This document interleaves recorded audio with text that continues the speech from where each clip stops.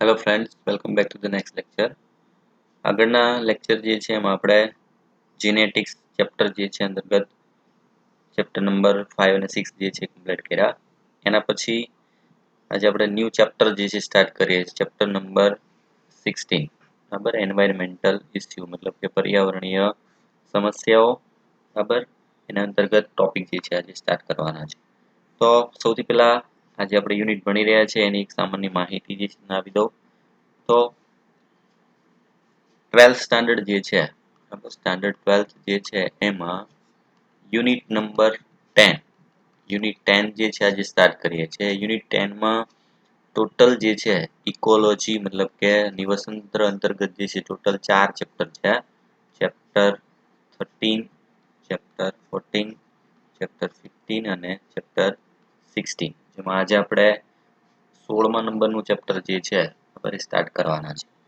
હવે સૌથી ઇમ્પોર્ટન્ટ માહિતી જે છે પેલા આપી દઉં કે આ ચારે ચાર ચેપ્ટરો જે છે, બરાબર, એ ઓનલી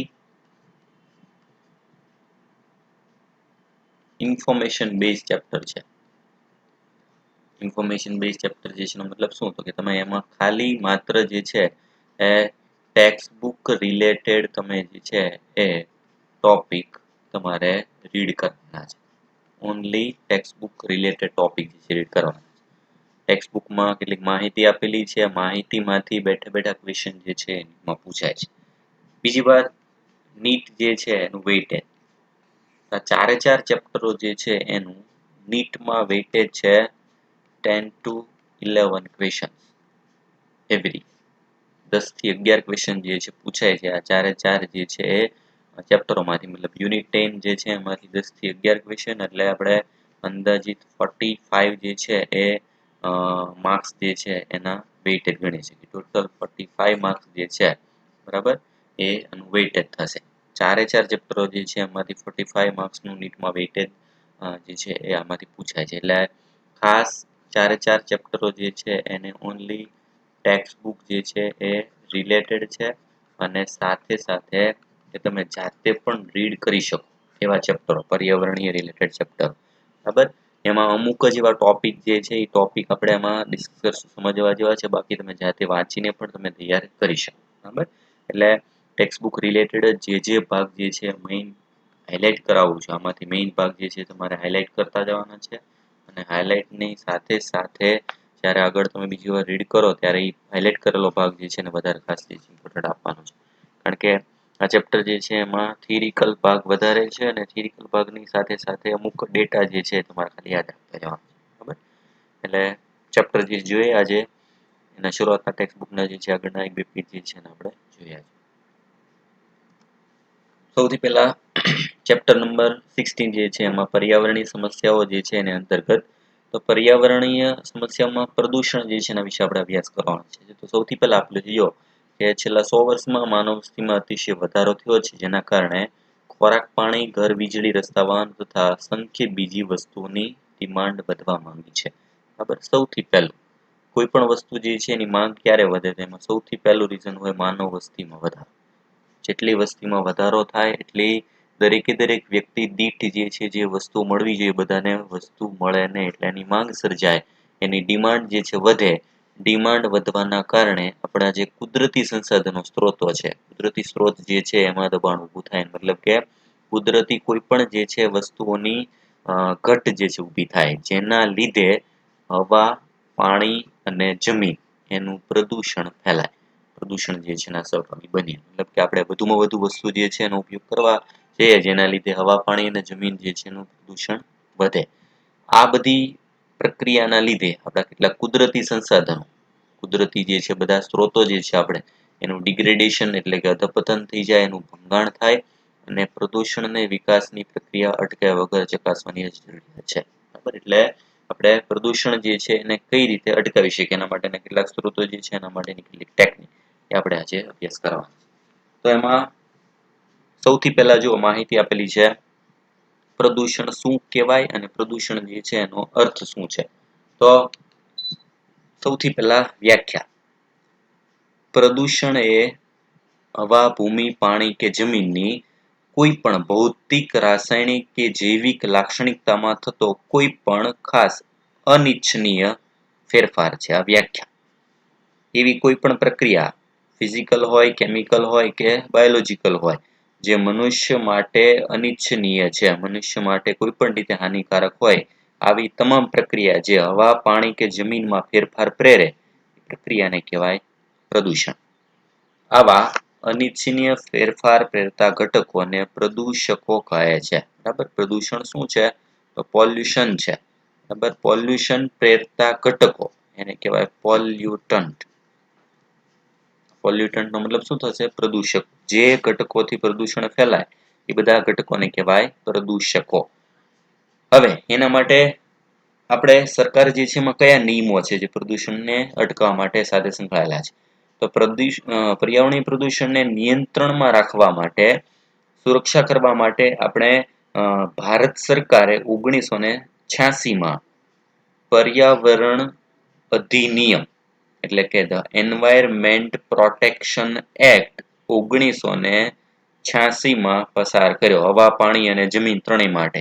ઇમ્પોર્ટન્ટ છે, ટીક કરજો. ક્વેશ્ચન જે છે એમાં નિયમોના પૂછાય છે. કયા નિયમો જે છે એની ઈસવીસન કઈ હતી એ પ્રમાણેના જોડકા આ ચેપ્ટર માંથી પૂછાય છે, યાદ રાખવાના. અલગ અલગ નિયમો આવશે એમાં નિયમમાં ક્વેશ્ચન પૂછાઈ ગયો છે. એટલે સૌથી પહેલો એન્વાયરમેન્ટ એક્ટ ક્યારે પસાર કર્યો? તો 1986માં જે હવા, પાણી, જમીન ત્રણેય જે છે એના પ્રદૂષણ અંતર્ગત જે છે એનો સમાવેશ થાય છે. આ સૌથી પહેલું ઇમ્પોર્ટન્ટ બાબત. એના પછી સૌથી પહેલું જે છે એમાં આપણે આજે સ્ટાર્ટ કરવાનું છે હવા પ્રદૂષણ અને તેનું નિયંત્રણ. બરાબર, ટોપિક છે આપણો એર પોલ્યુશન શું છે અને એ કંટ્રોલ કઈ રીતે કરી શકીએ. બરાબર, તો સૌથી પહેલું એની પ્રસ્તાવના આપેલી છે. આપણે શ્વસન સંબંધી જરૂરિયાત માટે હવા ઉપર આધારિત છીએ. વાયુ પ્રદૂષકો તમામ સજીવ જીવનને નુકસાન પહોંચાડે છે. સ્વાભાવિક છે કે આપણે હવા ઉપર જે છે આધારિત છીએ, એટલે હવા પ્રદૂષણ થવાનું છે, એનાથી આપણા જીવનને ડાયરેક્ટલી અસર થવાની છે. ઉપરાંત તેઓ પાકની વૃદ્ધિ તથા ઉપજ ઘટાડે છે અને વનસ્પતિઓના અકાળ મૃત્યુનું કારણ બને છે. આ પૂછાય ઇમ્પોર્ટન્ટ. જો આપણે ઇનડાયરેક્ટલી વિચારતા હોય કે વનસ્પતિઓનું અકાળ મૃત્યુ પ્રેરાય, એમાં કયા પ્રકારનું જે છે એ પ્રદૂષણ જવાબદાર હોય? વનસ્પતિઓનું અકાળ મૃત્યુ. વનસ્પતિનું અકાળ મૃત્યુ જે છે થવા માટે કયા પ્રકારનું પ્રદૂષણ જવાબદાર છે? દાખલા તરીકે આ પ્રમાણેના ઓપ્શન હોય: હવા પ્રદૂષણ, જમીનનું પ્રદૂષણ, પાણીનું પ્રદૂષણ કે ભૂમિ પ્રદૂષણ. બરાબર, અથવા બધા. તેમાં મેઇન જે છે આન્સર એનસીઈઆરટી પ્રમાણે કયો આવશે? હવા પ્રદૂષણ. કારણ કે આપણે હવા પ્રદૂષણને લગભગ પહેલો આ પ્રમાણે વિચારીએ નહીં. હું આપેલું છે પ્રમાણે ઇમ્પોર્ટન્ટ છે, વનસ્પતિનું અકાળ મૃત્યુ થવાનું કારણ હવા પ્રદૂષણ હોઈ શકે. વાયુ પ્રદૂષકો મનુષ્યના અને પ્રાણીઓના શ્વસન તંત્ર પર પણ નુકસાન પહોંચાડે છે. બરાબર, માણસ માટે, પ્રાણીઓ માટે તો એ નુકસાનકારક છે જ તે, પણ આ ખાસ કે વનસ્પતિઓનું પણ એ મૃત્યુ પ્રેરે. જેનું યોગ્ય અકાળ મૃત્યુ મતલબ કે જ્યારે હજી એ પરિપક્વ નથી થઈ એ પહેલા એની તરુણાવસ્થામાં પણ એનું મૃત્યુ થઈ શકે. આ હાનિકારક અસરો પ્રદૂષકોની સાંદ્રતા, વિસ્તરવાનો સમયગાળો તથા સજીવ પર આધાર રાખે છે. પ્રદૂષણ કેવું ફેલાશે, પ્રદૂષણ કેવું થશે, એ શેના પર આધારિત છે? બરાબર, તો એમાં પ્રદૂષકો કેટલી માત્રામાં છે, એની સાંદ્રતા, એ કઈ રીતે વિસ્તરિત થાય છે, એ કઈ રીતે જે છે ફેલાય છે, અને કયા સજીવ પર અસર કરે છે, એના ઉપર પ્રદૂષણ જે છે એની અસર રહેશે. બરાબર, હવે અહીંથી ઇમ્પોર્ટન્ટ સ્ટાર્ટ થાય છે કે હવા પ્રદૂષણના મુખ્ય સ્ત્રોત કયા છે. આ મેઇન સ્ત્રોત આવશે. સૌથી મેઇન પહેલું સ્ત્રોત છે થર્મલ પાવર પ્લાન્ટ, મતલબ કે તાપ વિદ્યુતીય એકમો. એનો મતલબ કે જે જગ્યાએ આપણે વીજળી ઉત્પન્ન થાય છે તે વીજળી ઉત્પન્ન કરતા એકમો, જે જગ્યાએ આપણે વિદ્યુત જે છે ઇલેક્ટ્રિસિટી ઉત્પન્ન થાય છે, બરાબર, એવા એકમો જેને કહેવાય થર્મલ પાવર પ્લાન્ટ. બરાબર, તાપ વિદ્યુતીય એકમો, તેના ધૂમ્ર સ્તંભો મતલબ કે એના ધુમાડાની ચીમનીઓ, જે વિદ્યુત મથકો જે છે એમાંથી ધુમાડા નીકળે છે. ઉપરાંત ધાતુ ગાળવાના કારખાનાઓ, બરાબર, સ્મેલ્ટર, જ્યાં બધા ભારે ધાતુઓ જે છે ને ઓગાળવામાં આવે છે. ઓગાળવાથી એમાં ઓગળવાની સાથે ઉત્પન્ન થતા હાનિકારક ઘટકો એ તથા અન્ય નુકસાનકારક કણ સ્વરૂપ વાયુ પ્રદૂષકો જે છે, વાયુ સ્વરૂપો પ્રદૂષક તરીકે નીકળે છે. જે કારખાનાઓમાંથી ધુમાડા નીકળે એ ધુમાડામાં સાથે કેટલાક બિનજરૂરી ઘટકો જે છે પણ વાતાવરણમાં ભળે. કયા કયા ઘટકો હોય? કે આ પ્રદૂષકો નાઇટ્રોજન, ઓક્સિજન વગેરે જેવા બિન હાનિકારક વાયુ સાથે ભળીને વાયુરૂપ હવા પ્રદૂષકો મુક્ત કરે છે. બરાબર, જે નાઇટ્રોજન, ઓક્સિજન વાતાવરણમાં હોય જ એ તો છે જ, પણ એની સાથે જે આપણા શરીર માટે હાનિકારક જે છે, બરાબર, એવા ઘટકો પણ મુક્ત કરશે અને જે પ્રદૂષણ ફેલાવે. આથી વાયુમંડળમાં મુક્ત થાય તે પહેલા તેવા પ્રદૂષકોને અલગ કરી અથવા ગાળણ કરી લેવા જરૂરી છે. બરાબર, એટલે હવે આપણે એવી ટેકનિક જે છે એનો અભ્યાસ કરવાનો છે કે જેનાથી ધુમાડા જે છે ચીમનીમાંથી બહાર નીકળે. બરાબર, કોઈ પણ જે છે ઇન્ડસ્ટ્રીયલ ભાગ જે છે એમાં જે ધુમાડા બહાર નીકળે, એ ધુમાડા બહાર નીકળે એ પહેલા, બરાબર, એને એક પ્રોસેસિંગ માંથી પસાર કરવા પડે. કઈ પ્રોસેસ છે કે જેના આધારે જે ધુમાડા બહાર નીકળશે એ ધુમાડા પ્રદૂષણ રહિત થઈને જે છે નીકળે. બરાબર, એમાં પ્રદૂષકો જે છે હોય નહીં એવા એ પ્રોસેસ કઈ છે. બરાબર, પ્રોસેસ ભણી એની આકૃતિ છે, બરાબર, પછી સમજો. પેલા પ્રોસેસ જોઈ લે. તો સૌથી પહેલા તો આટલો ભાગ જે છે ઇમ્પોર્ટન્ટ છે. એમાંથી વારંવાર નીટ જે છે એમાં ક્વેશ્ચન પૂછાય છે 2 થી લાઈન. આટલો ભાગ જે છે એટલે ખાસ યાદ રાખજો. જો સૌથી પહેલું, ધુમાડામાં જે કણ સ્વરૂપી દ્રવ્યો હોય એને બહાર કાઢવાની ઘણી રીત છે. એમાંની કેટલીક રીત, એમાં સૌથી પહેલી સ્થિર વિદ્યુત અવક્ષેપક. ઇંગ્લિશ નામ પણ સાથે યાદ રાખવાનું છે, ઇલેક્ટ્રોસ્ટેટિક પ્રેસિપિટેટર્સ. એનો મતલબ અર્થ શું થાય? જો આપણે એવું વિદ્યુત ઉત્પન્ન કરશું, કણ જે છે એમાં ઇલેક્ટ્રોસ્ટેટિક મતલબ એની ઉપર વિદ્યુત ઉત્પન્ન કરશું અને એને અવક્ષેપન કરી લેશું, મતલબ એને જુદા પાડી લેશું. એને જુદા પાડી અને વાતાવરણમાં બહાર જતા અટકાવી શકાય એવી રીત, એનું નામ થશે સ્થિર વિદ્યુત અવક્ષેપક, ઇલેક્ટ્રોસ્ટેટિક પ્રેસિપિટેટર.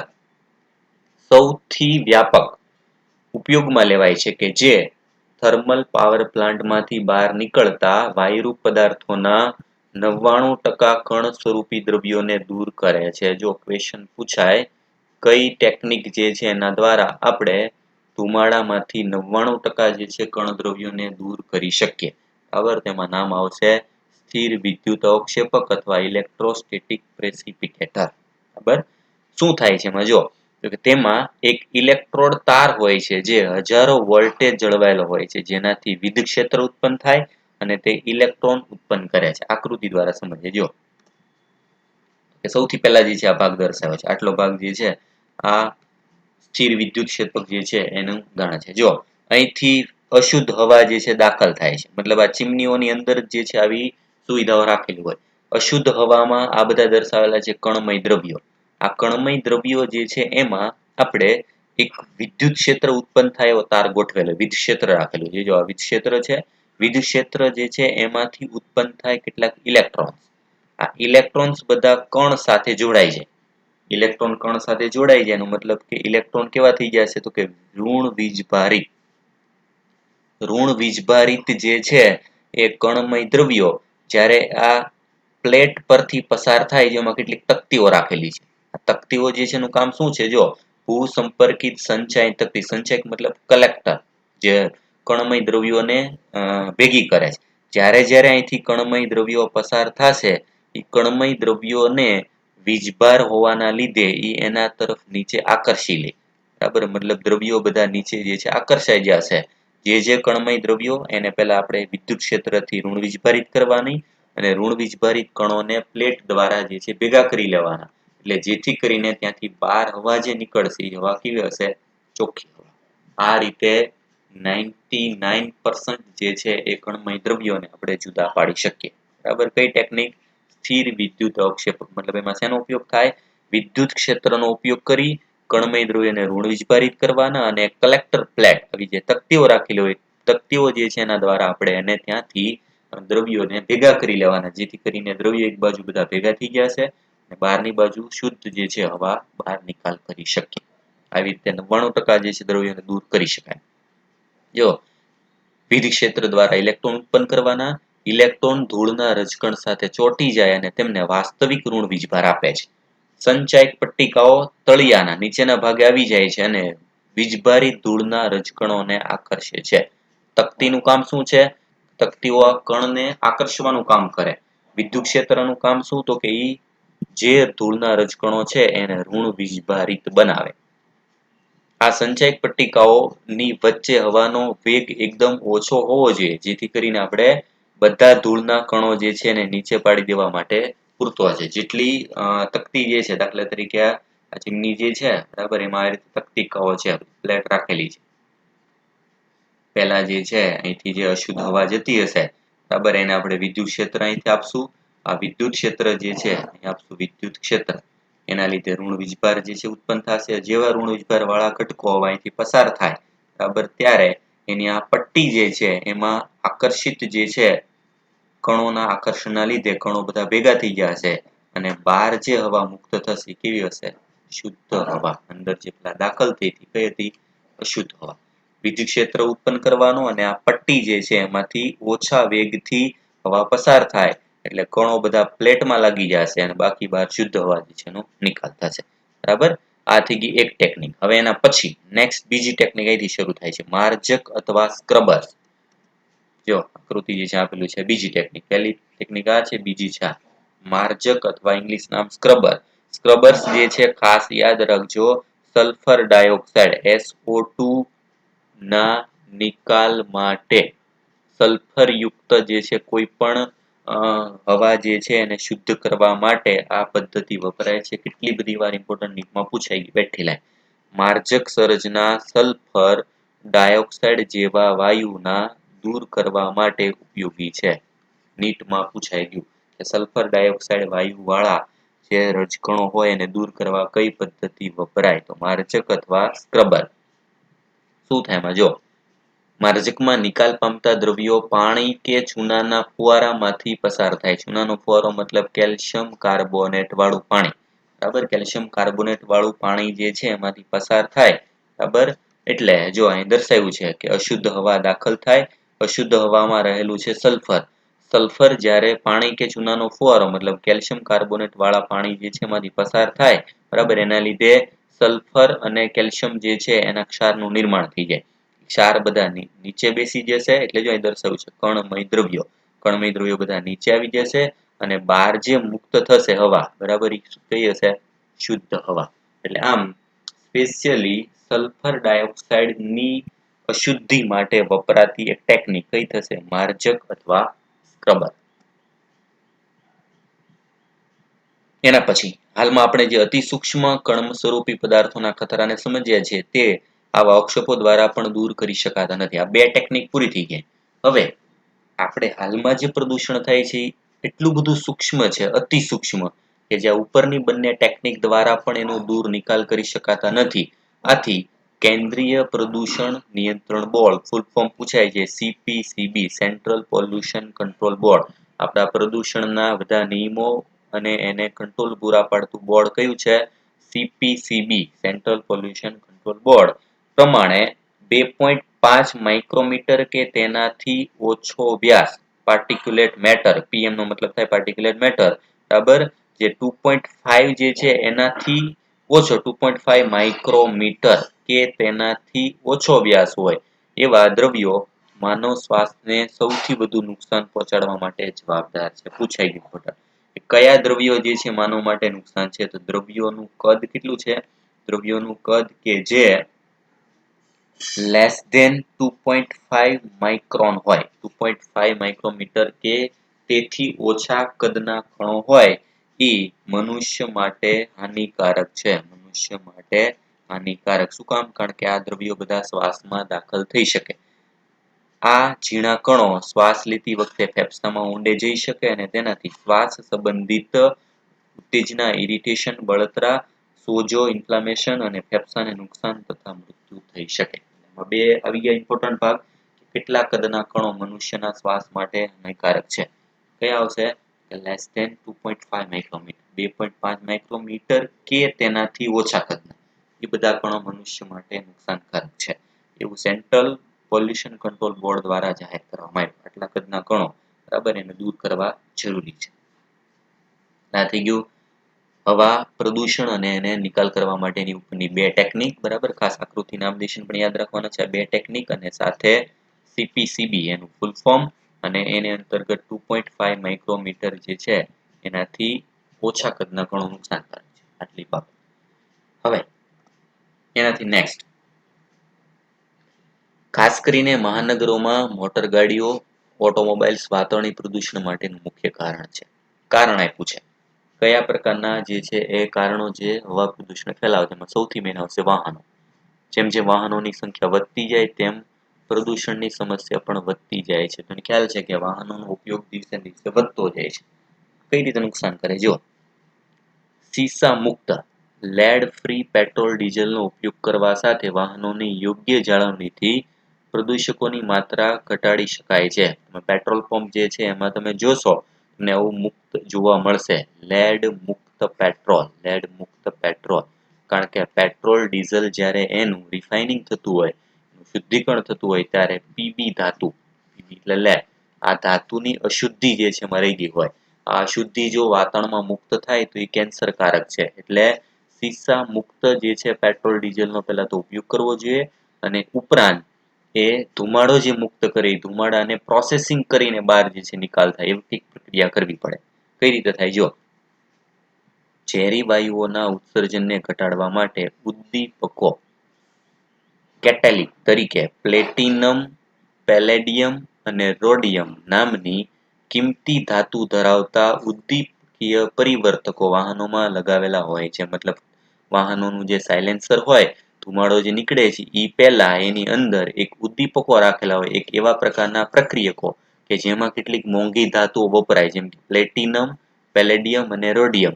આ ઉદ્દીપકો જે છે એનું કામ શું છે જો તો કે જે નિકાલ પામતા દ્રવ્યો ઉદ્દીપકમાંથી પસાર થાય ત્યારે દહન થયા વગરના હાઇડ્રોકાર્બન, બરાબર, આપણે પેટ્રોલ ડીઝલ વાપરીએ તેમાંથી ધુમાડો મુક્ત થાય ત્યારે ધુમાડામાં હાઇડ્રોકાર્બન હોય.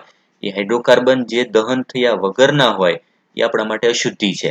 એ હાઇડ્રોકાર્બન એ કાર્બન ડાયોક્સાઇડ અને પાણીમાં રૂપાંતરિત થઈ જાય છે તથા કાર્બન મોનોક્સાઇડ અને નાઇટ્રિક ઓક્સાઇડ ક્રમશઃ કાર્બન ડાયોક્સાઇડ અને નાઇટ્રોજન વાયુમાં રૂપાંતરિત થઈ જાય છે. જો આ ઉદ્દીપકો શું કરે છે ખાસ યાદ રાખજો, જે CO છે કાર્બન મોનોક્સાઇડ ઝેરી છે એને રૂપાંતર કરી નાખે છે CO2 કાર્બન ડાયોક્સાઇડ અને સાથે નાઇટ્રિક ઓક્સાઇડ NO અથવા તો N2O કોઈ પણ નાઇટ્રોજનના ઓક્સાઇડ, બરાબર, એનું રૂપાંતર જે છે કરી નાખે N2. આ બધું કોણ કરે છે તો આ કરે છે ઉદ્દીપકો. આ ઉદ્દીપકોમાં કઈ ધાતુ વપરાય તો ખાસ પ્લેટિનમ, પેલેડિયમ અને રોડિયમ આ ધાતુ ધરાવતા ઉદ્દીપકો જે પ્રદૂષક જે વાયુ છે, પ્રદૂષક વાયુ એને સામાન્ય વાયુમાં રૂપાંતર કરે. કાર્બન મોનોક્સાઇડમાંથી કાર્બન ડાયોક્સાઇડ ફેરવે, નાઇટ્રસના જે ઓક્સાઇડ જે છે એમાંથી ખાલી નાઇટ્રોજન વાયુ મુક્ત કરે. બરાબર. ઉદ્દીપકીય પરિવર્તિત સજ્જ કરેલા મોટર વાહનોમાં શીશા રહિત પેટ્રોલનો ઉપયોગ કરવો જોઈએ કારણ કે પેટ્રોલમાં શીશું ઉદ્દીપકોને નિષ્ક્રિય કરે છે. જો ખાસ આ ઉદ્દીપકો જે છે, ઉદ્દીપકો પીબી તત્વ જે છે લેડ તત્વ આને નિષ્ક્રિય કરી નાખે. જો લેડ તત્વ વાળું પેટ્રોલ ઉપયોગ કરીએ તો ઉદ્દીપકો કામ ન કરે અને કામ ન કરે તો જે ધુમાડો દૂર થાય વાહનમાં એમાં કાર્બન મોનોક્સાઇડ અને કાર્બન નાઇટ્રોજનના ઓક્સાઇડ એવા પ્રદૂષકો જે છે વાતાવરણમાં ભળી જશે. એટલે શીશા મુક્ત પેટ્રોલનો હંમેશા ઉપયોગ કરવો જોઈએ. ના થઈ ગયું. હવે એના પછી ફરીથી એક બીજો નિયમ આવે છે. જો નિયમ તરીકે જેમ કે ભારતમાં the air prevention and control of pollution મતલબ કે ધ એર એક્ટ ક્યારે પસાર થયો જો તો કે એનો નિયમ આવ્યો 1981. આગળ આવ્યું તો 1986 જે એન્વાયરમેન્ટ એક્ટ હતો. એની પહેલા એક નિયમ આવેલો છે ધ એર એક્ટ, હવા પ્રદૂષણનું નિવારણ અને નિયંત્રણ કરતો એક નિયમ અમલમાં આવ્યો, પરંતુ એમાં 87માં સુધારો થયો.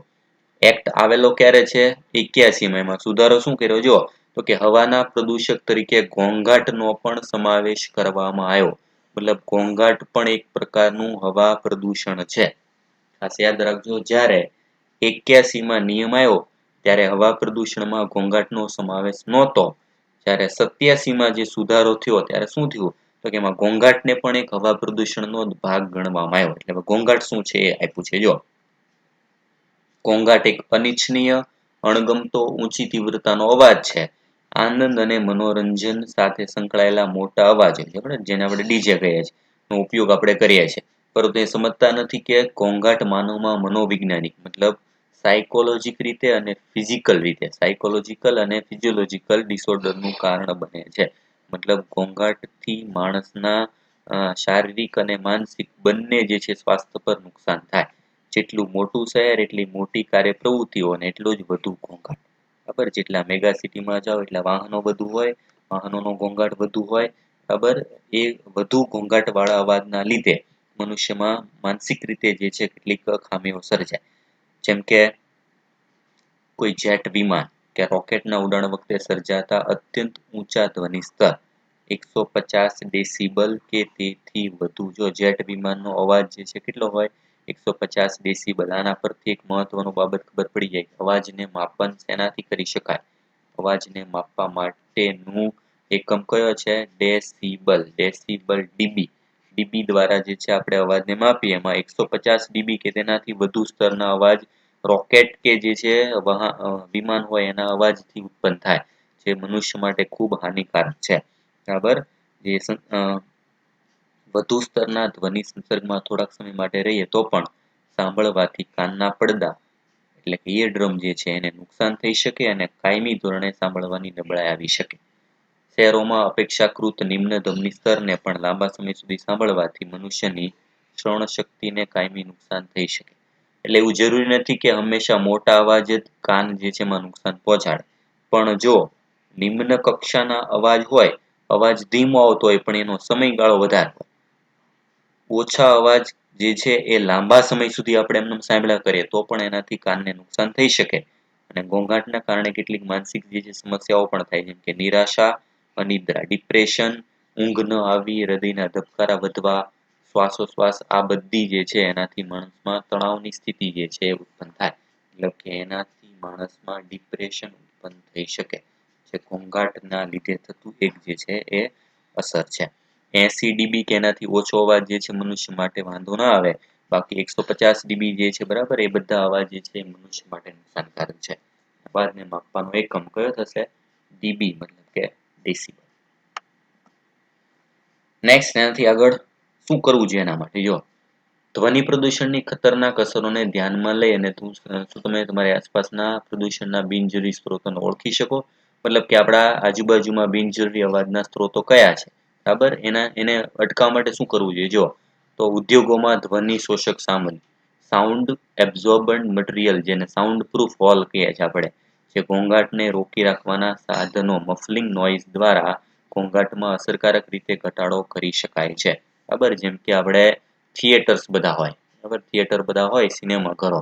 સિનેમા ઘર જે છે એમાં તમને ખ્યાલ છે કે એમાં સાઉન્ડ પ્રૂફ હોલ હોય. સાઉન્ડ પ્રૂફ હોલ જે છે એનો મતલબ શું છે?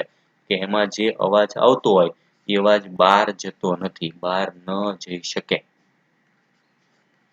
સાઉન્ડ પ્રૂફ હોલ જે છે એમાં અવાજ બહાર ન જઈ શકે. તો એના માટે શું હોય? તો કે એની જે દિવાલ હોય, બરાબર, દિવાલ વાળા ભાગ જે છે એમાં એવા પડદા લગાડેલા હોય કે જે પડદા અવાજનું શોષણ કરે.